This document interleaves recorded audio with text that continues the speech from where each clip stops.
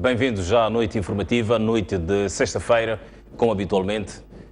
Abrimos a nossa noite informativa olhando para alguns aspectos e alguns assuntos para análise e esta sexta-feira tenho o privilégio de receber uma vez mais em estúdio o Dr. António Frangulos, a quem saúdo. Muito boa noite, bem-vindo ao programa. Muito obrigado mais uma vez, boa noite aos telespectadores da STV e mais uma vez vamos refletir em volta dos assuntos quentes e candentes da nossa atualidade. Tão quentes quanto isso, também saúde. Yacoub Sebinte, político, bem-vindo à noite informativa. Obrigado, assalamu alaikum wa rahmatullahi wa barakatuh. Boa noite a todos os telespectadores da estimada televisão STV. Esperando na realidade que as atualidades que fazem notícias passarão por essa pequena ronda que vamos tentar interagir com o nosso ilustre telespectador. E um dos temas da atualidade em termos de notícia é a questão do diálogo político e essa abertura de parte a parte. Portanto, o Presidente da República ontem, durante a presidência aberta da província de Maputo, terá demonstrado essa abertura para, enfim, incluir, diga-se, a mediação internacional, e Afonso Dhlakama hoje reagiu a essa abertura do Presidente da República. Qual a sua análise em relação, portanto, a esta abertura de parte a parte? É a vitória da oposição construtiva que sempre vemos ao público, juntamos com todos os moçambicanos, dentro e fora, os que não comungam com o espírito da guerra.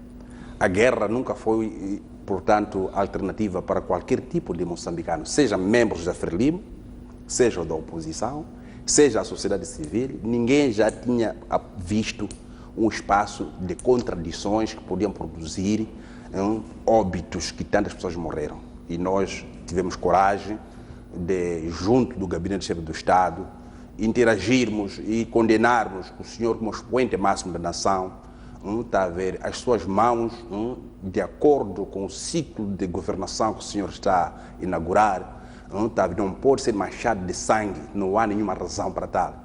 Está a inaugurar uma nova época de reforma do 25 de setembro para a nova geração, e essa geração é uma geração da geração de ponta, tecnologia de ponta, que se comunica, que então um governante não pode assustar.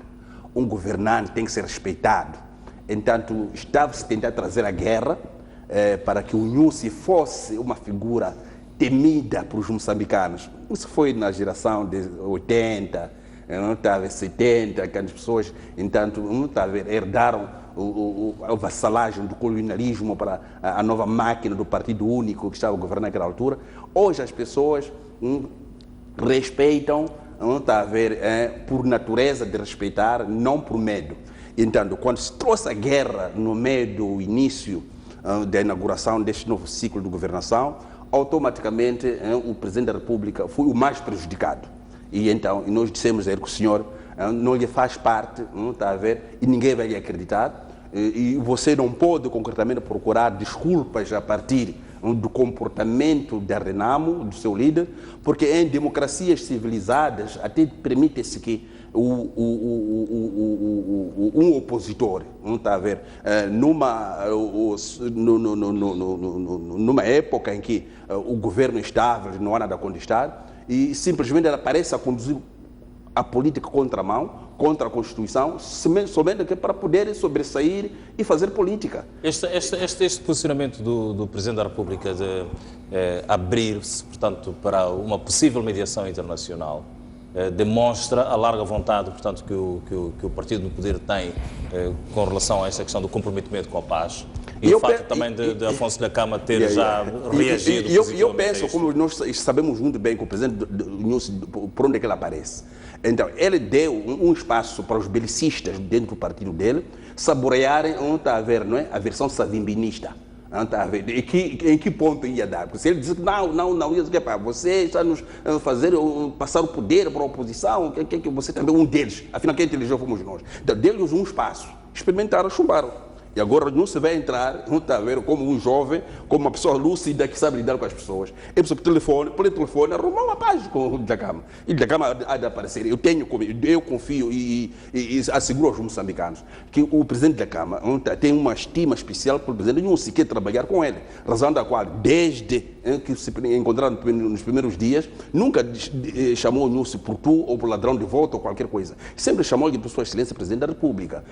Ele gosta de ver o Nussi naquele lugar, apesar que tem as suas justificações que ele já reivindicar, mas ele entende que o Nussi, como chefe do Estado, pode muito bem evitar a crise política, pode muito bem evitar as eleições antecipadas, se na realidade souber, não está a ver, gerir e acomodar aquilo também que são sentimentos do Dhlakama, dos partidos políticos, da sociedade moçambicana. Esse ciclo que vai agora, entanto, inaugurar-se, e nós, a oposição construtiva, estamos a apoiar, mas muito bem mesmo, de modo que, entanto, este comportamento nato do Nussi possa substituir o belicismo e trazer a paz segura, e tenho a certeza que o líder de Renamo vai ser redomado e vai colaborar e o país vai andar como deve ser. Caso ao contrário, já tínhamos dado também uma saída. Ou o senhor aceita Guni, ou então aceita eleições antecipadas. Então, cabe ao presidente Nussi, que neste momento está a fazer ver aos moçambicanos que ele opta mais por civismo de diálogo do que o vandalismo, não está a ver, não é? Do que o gangsterismo do Estado, terrorismo contra os próprios moçambicanos, não fica bonito. Pois bem, Dr. Fanguros, estes 2 últimos dias produziram sinais aparentemente positivos para a paz em Moçambique. Muito certo. É assim, costuma-se dizer na gíria que quando a saia está apertada não há outra alternativa. Só que agora não é só a saia, é o sutiã, é a saia, é a blusa, são os sapatos que estão a apertar. E quando é assim, não há outra saída. Isto é, nós estamos a ver, independentemente do que se escreve, do que se diz, nós conseguimos ver que cada dia que passa, não é, o governo do dia, através da tensão política e do desenvolvimento das questões envoltas à dívida, o governo está a ficar encurralado. E o governo é o presidente Nussi, porque ele é que é o chefe do governo. O primeiro-ministro é apenas um delegado de competências. O chefe, né, é o presidente Nussi. E ele está a ficar, ou se não está mesmo já, encurralado. E nós sabemos que quem está a dirigir, sempre dissemos aqui, quem está a dirigir o Estado e o governo, no fim do dia, é o partido Frelimo. E nós sabemos que dentro da Frelimo, não é novidade, há 2 alas. Há uma ala que é dura e há uma ala que é moderada. E ele, como presidente, ele é livre de escolher uma das 2 alas. E nesta altura, me parece que ele está a voltar. Professor, há uma terceira ala que é a ala dos ladrões, que defende a guerra para poder apagar as pistas do roubo. Mas a ala dura está aí dentro. É um segmento da ala dura.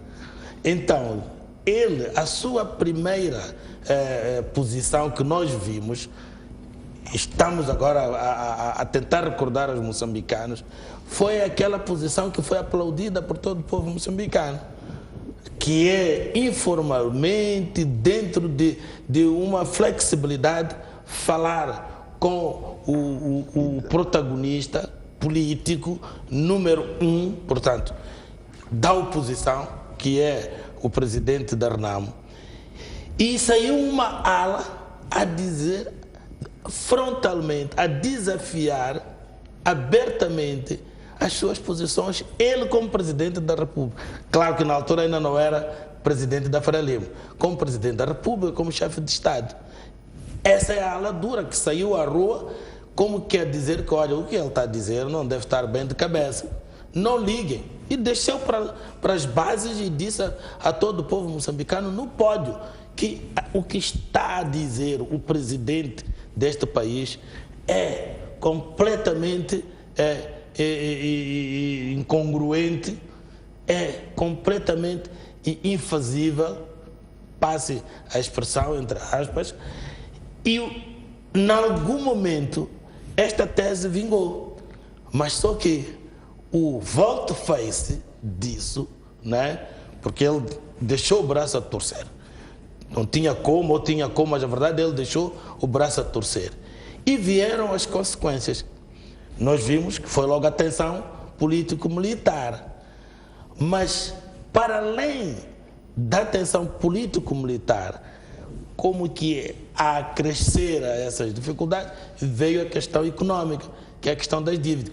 Já a questão político-militar já traz consigo a questão econômica, não é? O retrocesso, o recesso e tudo mais da coisa do desenvolvimento econômico. Mas a guerra, e eu critiquei aqui deste lado onde estou sentado, que a guerra não se podia confundir com um distúrbio, como ele, digamos, tentava dizer quando visitou a Alemanha. Doutor António Francois, julga que neste momento em que o Presidente da República assume cumulativamente também já as pastas ou a missão de Presidente do Partido Frelimo, tem mais força, tem mais poder de persuasão e de ação, inclusive, portanto, para mudar o cenário e para tomar um posicionamento, diga-se, mais ativo, mais... A partir da altura que ele tomou o martelo político, ele tem formalmente esse poder. Agora, cabe a ele, não é? Usar de facto o martelo ou então não usar, mas tudo tem as suas consequências.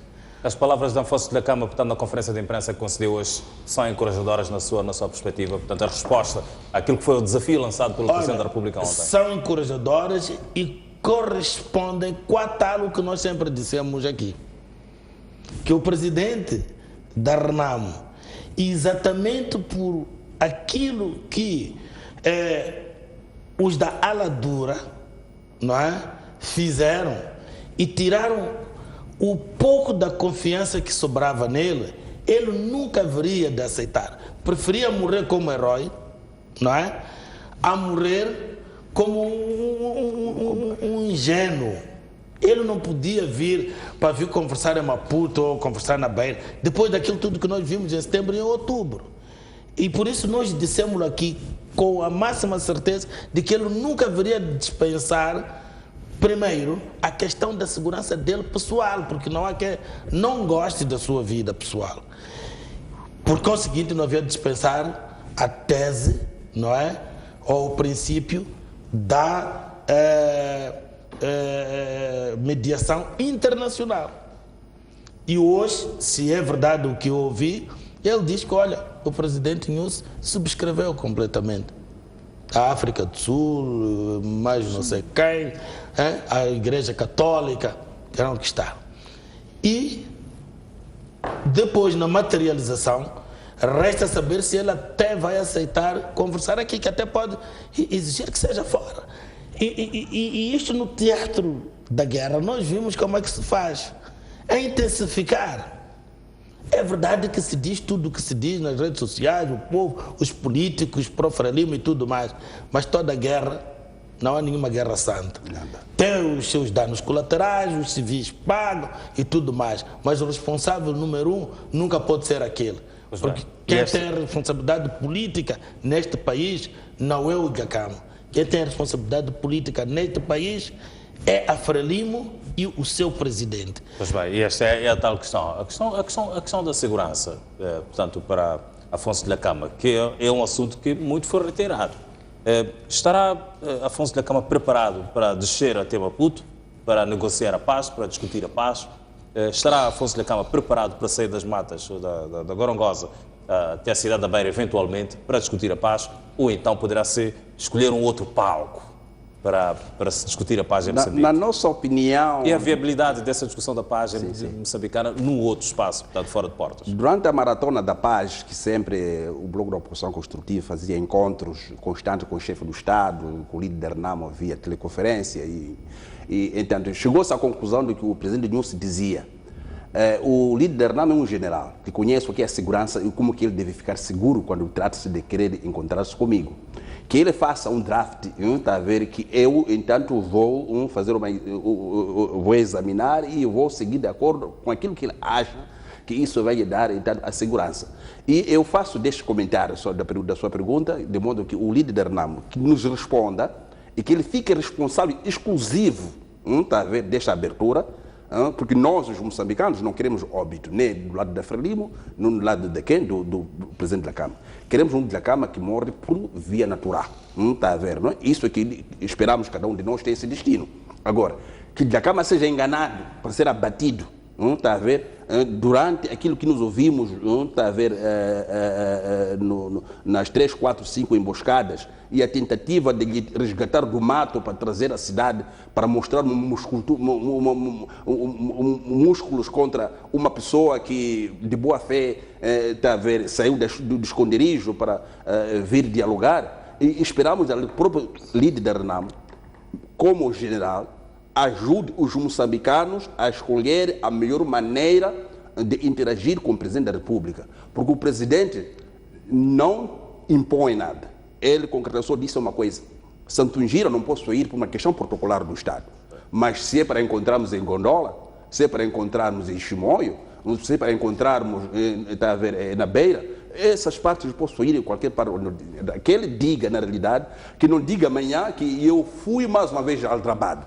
Esta situação estamos a dizer que mesmo esse diálogo que está a surgir, o bloco da oposição construtiva, e nós estamos a propor que seja um triângulo de diálogo sobre a paz. Então, a Renamo já é conhecida como parte incontornável e a Frelimo, o governo, é a parte incontornável. Então, o que é que nós estamos a sentir falta neste momento é a sociedade civil e mais partidos políticos extraparlamentares.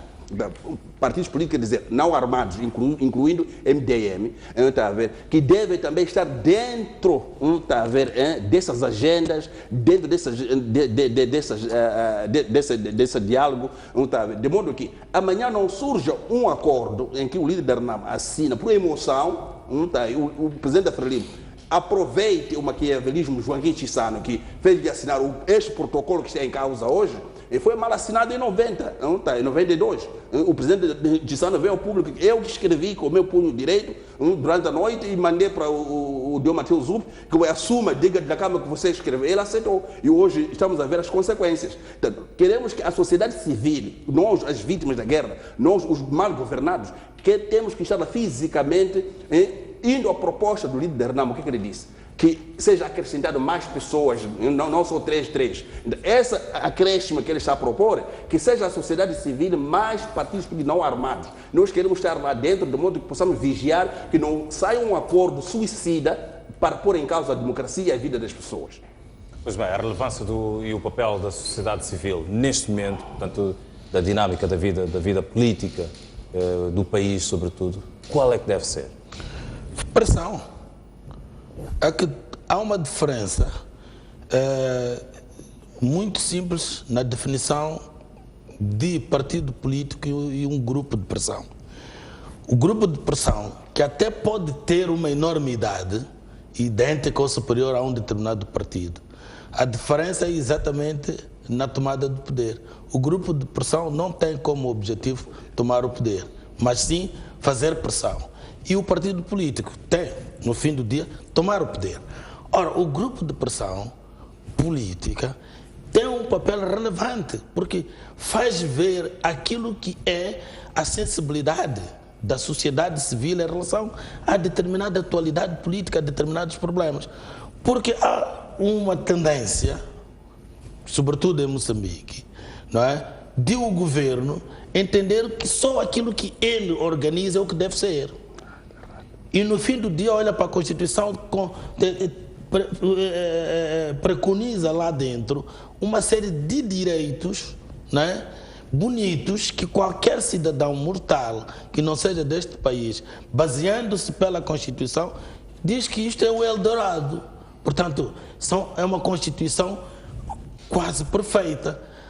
Todavia, na sua praticalidade, não é o que acontece. Uma simples manifestação que está na Constituição e os direitos, deveres e liberdades constitucionais são de aplicação automática, imediata, não precisa de nenhuma lei a regulamentar como tal.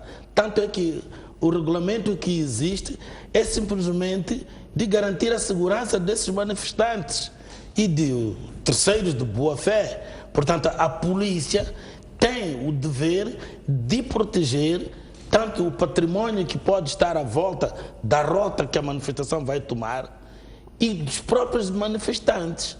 Mas não é para autorizar ou não autorizar. Aquilo é uma vergonha total e completa que eu tenho e muitos moçambicanos têm estado a assistir, que o presidente do Conselho Municipal, o presidente da cidade de Maputo, tem que autorizar. Autorizar o quê? Que já está autorizado na Constituição. Eu até hoje nas redes sociais, no meu Facebook, já proponho que se prepare já um pedido de inconstitucionalização do pedido de autorização da manifestação, qualquer que seja, porque a Constituição não reza. O que a Constituição não diz, não vai alguém ordinário, infraconstitucional, dizer coisas que lhe vêm da sua cabeça. Dormiu, acordou e disse que não, vocês têm que identificar, não sei, os líderes da manifestação, os carimbos, ora, os timbres dos papéis que vocês devem pedir à manifestação. Não vem lá na Constituição. A Constituição é clara relativamente à manifestação. E o regulamento está claro.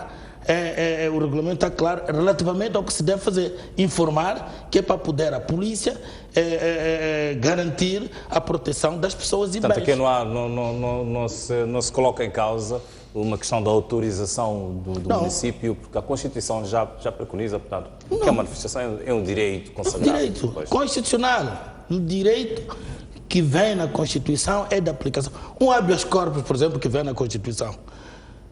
Basta a letra da Constituição para você pegar num papel e pedir a libertação imediata se há de facto elementos objetivos materiais, né, para poder-se pedir a libertação imediata por ilegalidade. Mas existe o Código de Processo Penal, no seu 312, 315, que baliza melhor, mas não no sentido de cercear o direito. Não é para limitar o direito, pelo contrário, é para flexibilizar esse exercício do direito. Nós temos que habituarmos-nos à lei, porque a democracia, afinal de contas, não é mais do que o cumprimento estrito da lei. Ponto final. Pois bem, e na esteira, portanto, deste raciocínio aqui do Dr. António Fragoso, temos uma manifestação que, em princípio, deve ocorrer amanhã.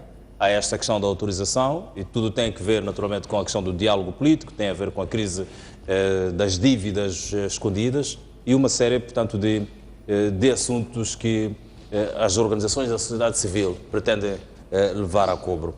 Na sua análise, na sua visão, na sua perspectiva, esta manifestação, a não acontecer amanhã, sábado, o que é que pode criar, olhando, portanto, para todo este cenário que o país atravessa neste momento? Deixando de roubar só um segundo. Está autorizada já. Já está autorizada. Vem nas redes sociais que está autorizada. Muito obrigado. Sim, acredito que vai acontecer. O que interessa na realidade temos que estar perante uma cultura de crescimento democrático. Na África, ou países do terceiro mundo, quando a manifestação é convocada, às vezes estimula uma certa camada de pessoas que pensam que manifestação é uma oportunidade para assaltar os bens dos outros. É uma oportunidade de saquear as lojas. Como aquilo que temos visto em Brasil, por exemplo, quando o movimento sem terra invade uma fazenda, desfazem geleiras e tudo para o ar. Há essas pessoas que, às vezes, a nossa sociedade ainda pensa que, quando uma manifestação é convocada, não é simplesmente para ser pacífica e obedecer à regra da mensagem. É isso, concretamente, que nós aqui temos que ser todos responsáveis, de modo que isso não aconteça. Então, os que convocam a manifestação devem ser muito bem responsáveis. Vou dar um exemplo da última manifestação que aconteceu, que foi contra raptos, promovido pela comunidade muçulmana. Então, todas aquelas pessoas viram aí, tá a ver, fizeram o aparato da manifestação, são pessoas que saíram nas mesquitas, bem educadas, e marcharam pacificamente. Então, qualquer tentativa de um indivíduo que entrasse ali por uma iniciativa de direito cívico de manifestar e tentar, não está a ver, criar distúrbios, era automaticamente denunciado pelos organizadores e entregado à polícia. Agora, espero na realidade que nós também, quando estamos a organizar a manifestação, tenhamos essa capacidade. Não podemos dizer que, olha, os que vêm de fora para engajar na manifestação têm mesmo a educação cívica de cidadania que pretendemos fazer passar. Então, há esta necessidade que é muito importante. E, do outro lado, quero também apelar ao governo. O governo não pode, quer dizer, diabolizar a manifestação, porque a manifestação é uma fórmula até de chamar a atenção aos erros que o governo tem, é uma oportunidade de avaliar o seu futuro eleitoral, não está a ver? De modo que o governo se preocupe não em justificar a exigência, mas em resolver os problemas do eleitorado, porque através de soluções, então as pessoas vão começar então, a mudar de comportamento, a dar benefício de dúvida ao regime. Agora, se o governo também começa a distanciar-se, e o governo tem que estar ao público.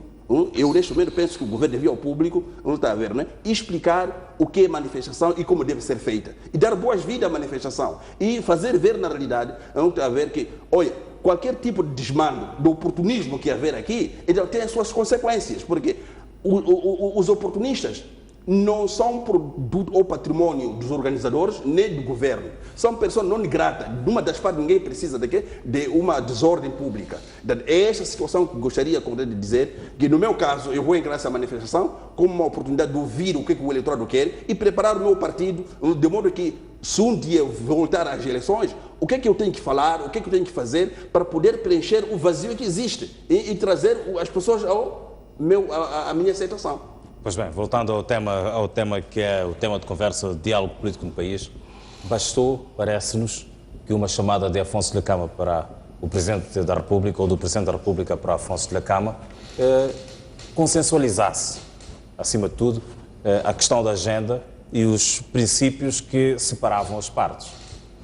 Bom, consensualizar a agenda não é mais do que termos de referência. Pois. Portanto, as balizas com que o diálogo, o debate vai decorrer. Mas nada diz que há de haver o consenso já na hora de decidir sobre os temas. Era isto que eu queria simplesmente... Exato. E eu creio, não ouvi a conversa, o que nós sabemos, creio que o moderador também, é aquilo que o Presidente da Câmara disse na teleconferência. Mas não sabemos como é que decorreu a conversa, mas ele dá a entender que o presidente Nyusi foi receptivo relativamente aos pontos propostos da agenda. Muito bem. E, nomeadamente, pontos até que saltam das outras conversações que nunca mais acabavam para estas, que é o caso da paridade na defesa, na polícia, não é?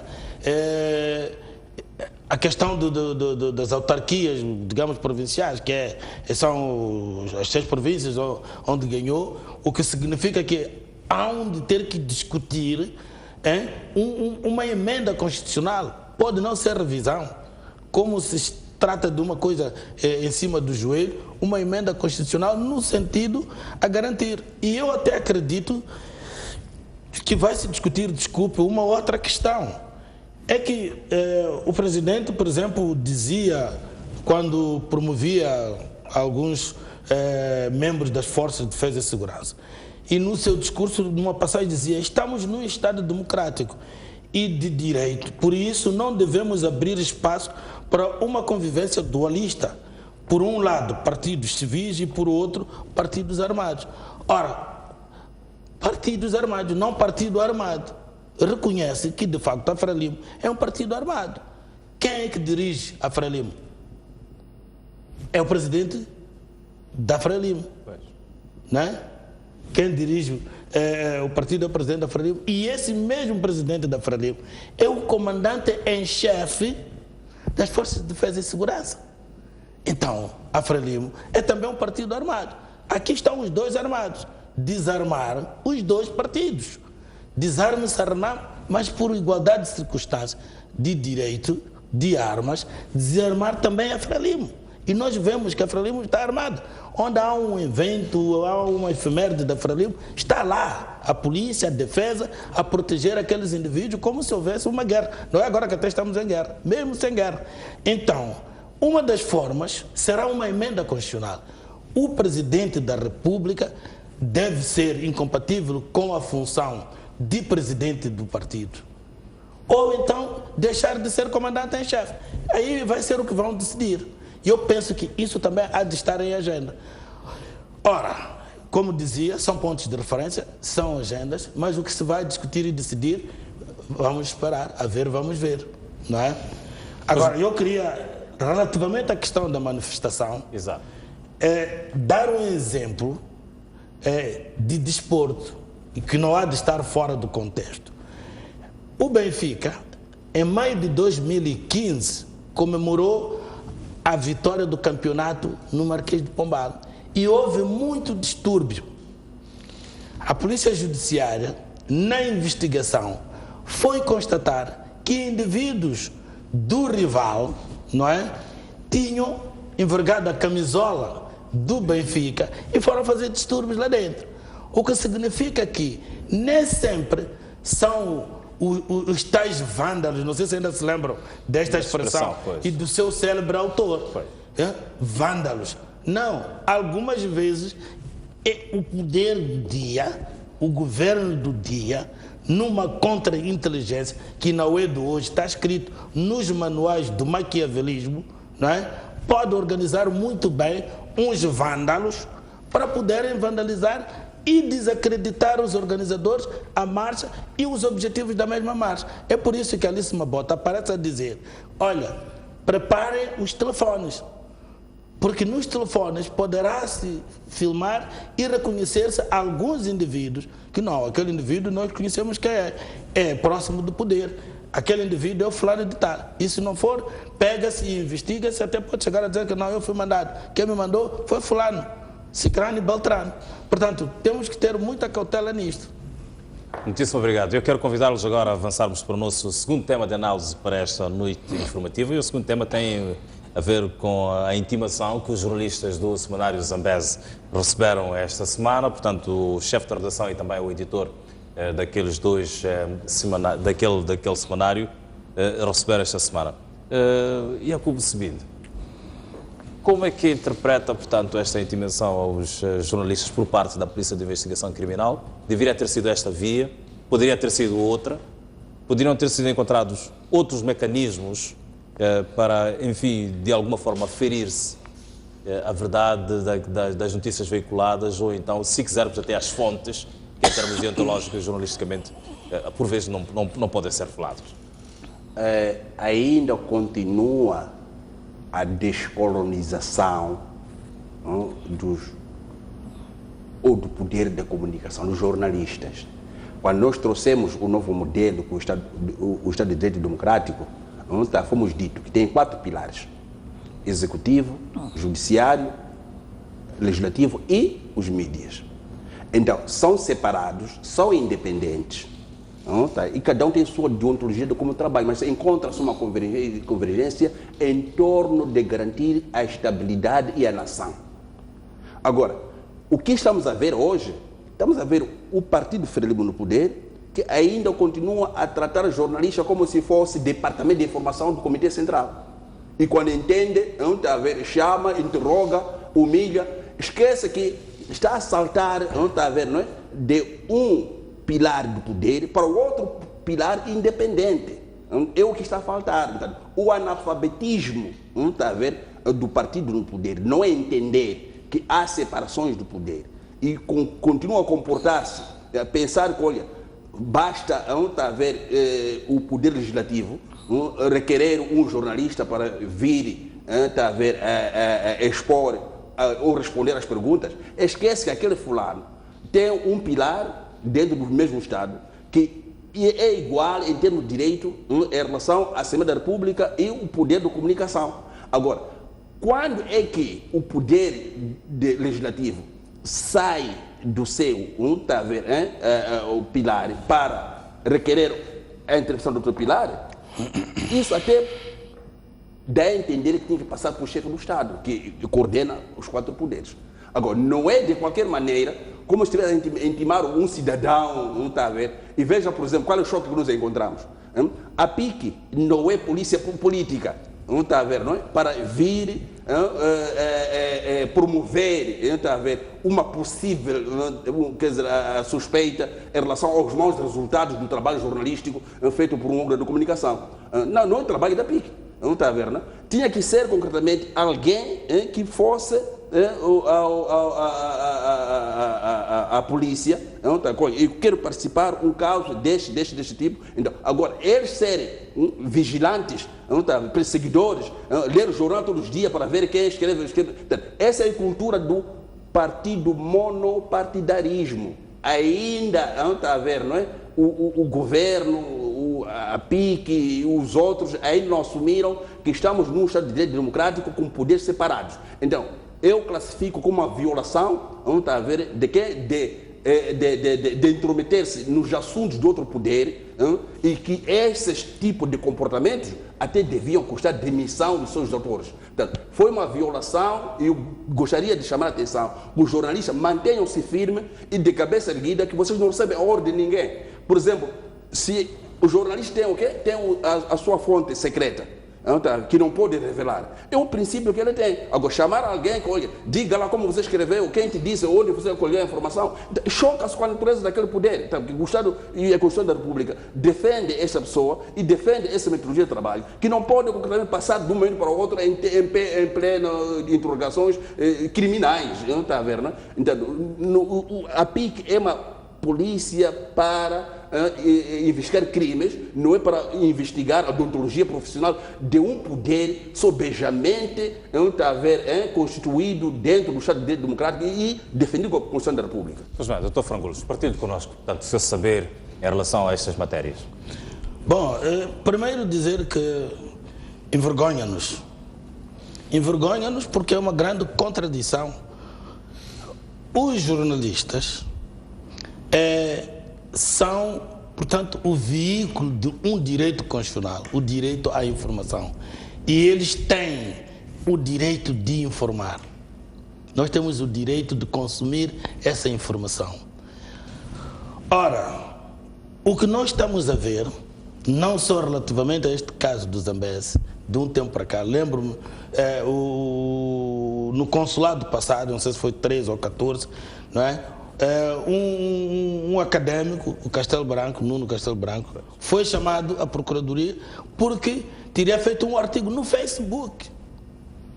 E a Procuradoria chamou-lhe. Aquele processo levou-se, foi acusado, levou-se até a barra do tribunal. E a vergonha foi aquela que nós vimos. Foi ilibado. E o Ministério Público, que representa o Executivo na Justiça, portanto, na administração da Justiça, saiu dali envergonhado. Todos nós tivemos pena daquela procuradora, porque ela simplesmente foi um pau mandado. Não quer dizer que ela tinha convicção da acusação que teria feito, que nem sei se foi ela que fez. Portanto, isto tudo se circunscreve num objetivo: intimidar. Nós vemos quando há uma manifestação, é verdade que há um dever de proteção por parte da polícia, mas o tipo de armamento que se tira para a rua para proteger, aquilo não é para proteger, é para intimidar. E isto é mau, isto é feio. E isto não se difere com aquilo. Eu tinha 17 anos, eu vivi o tempo colonial. Não difere, é claro que eles não tinham estas armas que até custaram o nosso dinheiro, estavam lá na guerra porque havia guerra em vez de estarem na cidade. Mas também o comportamento era semelhante. Portanto, aqui há um terrorismo político que se criou e que é um contrassenso relativamente àquilo que é o nosso Estado. O nosso Estado é conhecido como um Estado democrático, um Estado de direito e justiça social. Quer dizer, nós não podemos continuar a fazer da Constituição um simples panfleto. Esta é a grande guerra que nós estamos a ver no Brasil. Quando a Polícia de Investigação Criminal vai intimar, portanto, jornalistas, ou vai a uma redação buscar, diga-se, jornalistas para prestarem declarações, passa a ideia de que houve, portanto, ali uma ação criminal. Claro, porque a polícia, até pelo nome, chama-se de investigação criminal. E não vejo qual é o crime. Porque até no caso Vertente, diferentemente das valas comuns, que não é diferente também daquela outra notificação ou intimação que foi feita ao delegado da Lusa e o seu jornalista, não é? Que ainda tinha aí algumas penumbras, tudo bem, mas a notícia não tinha sido violada ali. Neste caso concreto, simplesmente houve uma reprodução, um repasse de uma notícia que foi passada nos jornais ou nos órgãos de informação do Zimbábue. Ia falar dos seus cidadãos que morreram em Moçambique. 4 cidadãos, quero me parecer que era essa a notícia. Quer dizer, a fonte, eu acho que até lá na investigação criminal, olha, nós simplesmente reproduzimos isto. Não é problema nenhum. Nós recebemos informação de Angola, reproduzimos aqui. Seria objeto de instar também os jornalistas também devem zimbabueanos. reproduzir e informações que se passam aqui em Angola. Ora, isto é simplesmente vergonhoso. Eu não tenho outro tipo de classificação.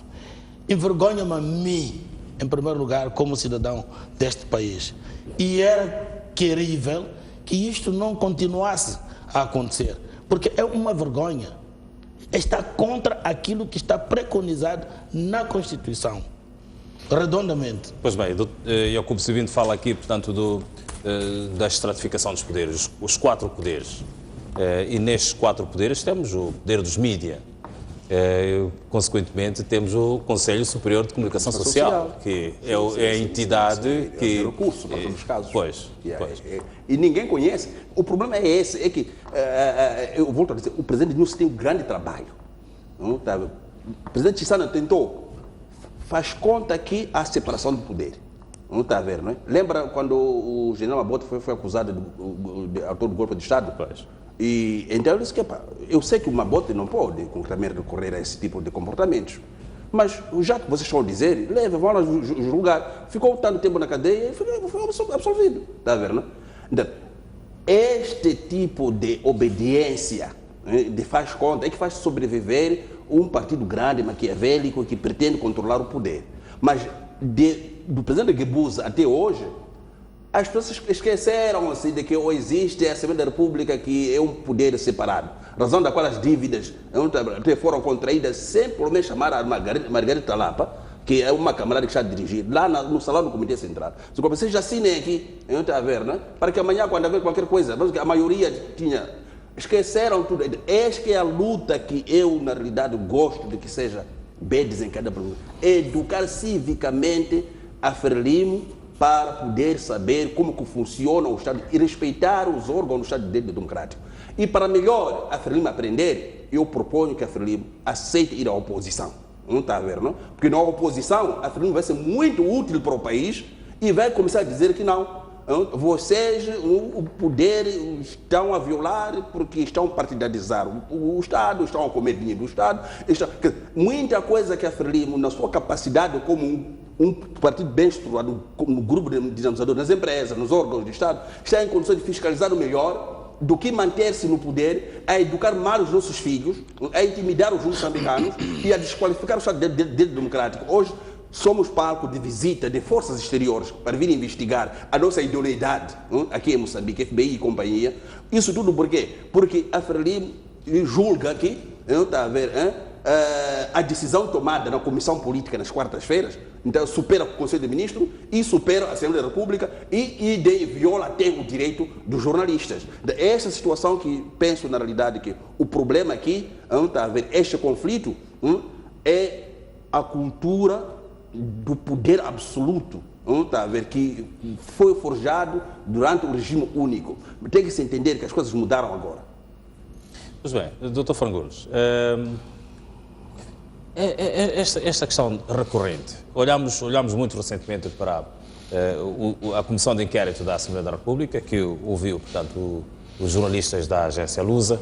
Olhamos aí há um tempo atrás, portanto, como fez referência, portanto, para o caso Castelo Branco, olhamos agora, portanto, para o caso dos jornalistas do Seminário Zambeze, estas situações poderão eventualmente provocar alguma tensão, diga-se, em termos ideológicos, para os homens da pena, para os jornalistas, sob o ponto de vista de deixá-los, de algum modo, intimidados na forma como vão tratar, como vão abordar ou como devem abordar algumas questões candentes, diga-se, a vida social, política e económica do país. Não restam dúvidas. É uma mordaça. As pessoas não são iguais, não refletem da mesma maneira, não têm a mesma coragem. Quer dizer, não há um ambiente de liberdade. Há quem faz as contas, eu sou pai de filhos, eu não vou correr esses riscos de me partirem as pernas, que nem o que fizeram com o Macuane. Eu não vou correr o risco de tentar me partir as pernas, que nem o caso do Massango. Onde é que está o Massango? Parece que a situação dele não foi tão grave como a do Macuane. Devia estarmos aqui com ele. Eu até ouvi dizer, pelo que corre nas redes sociais, que está em mãos de casa. Quer dizer, está intimidado. E isto não pode ser. Na democracia não pode ser. Olha, não há nenhuma democracia que se faça sem liberdades. Liberdade de pensamento, liberdade de expressão, liberdade de informar, direito à informação. São pilares da democracia. Não vale a pena estar a propagar, né? E até a jactar-se que somos um país democrático, quando os seus princípios estão todos postos em causa. Este é que é o grande problema. Portanto, intimidar, sim senhora, vai intimidar, nem todos. Eu não vou nomear pessoas, mas desde que aconteceu o caso do Massango e o caso do professor Jaime Macuane, eu tenho estado atento e haver um certo recuo em alguns debates, em alguns comentários. Porque as pessoas estão a ficar com medo, aterrorizados. A pessoa tem filhos por criar, tem mulher que vai ficar viúva. Então isto é simplesmente mau. E os guardiões dessas democracias têm que fazer alguma coisa. É por isso que existe os direitos humanos, existe ao nível internacional também a Comissão Internacional dos Direitos Humanos. Têm de ser veementes e abertos relativamente à condenação destas situações. Porque até agora temos estado a assistir impávidos e serenos. Não é? Eu estou a dizer, sobretudo, os que têm o dever de não estar a assistir impávidos e serenos. E do outro lado, há simplesmente uma cultura, não é? De fazer livremente isto.